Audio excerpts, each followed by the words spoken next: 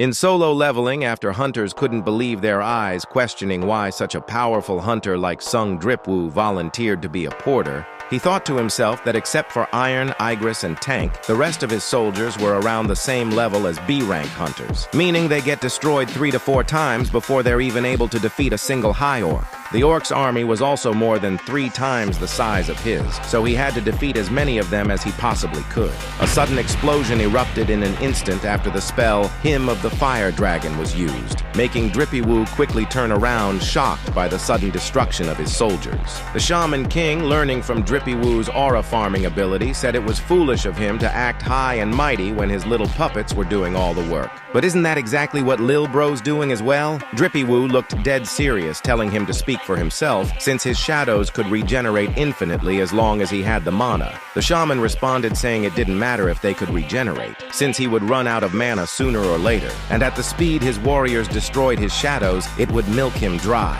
Jinwoo suddenly lunged at him, saying he was going to die before that even happened. But the shaman activated Hymn of Protection, blocking his attack, saying there was no use. And while he wasted his time with him, his soldiers would continue to decrease in numbers. Jinwoo landed on his feet, asking if he was sure about that, saying he's got some pretty strong shadows over there too, so he shouldn't be worried about his mana reserves right now. The shaman then activated the spell Hymn of Blazing Fire, saying he would once again destroy his soldiers with a single blow, bombarding the arena with constant explosions. Seeing the engulfing flames, he thought that the boss was definitely stronger than Big Boy Vulcan and the undead Metis. Though Metis was able to control thousands of undead, his defenses were weak, and on the other hand, the shaman Kargalgan's defenses were exceptionally strong along his sorcery. To top it off, behind him, there's over 100 orcs waiting for him. He was grossly outnumbered, yet he still had to fight them in hand-to-hand combat. But fortunately, this wasn't the job change quest, meaning the circumstances were different this time around, summoning his inventory.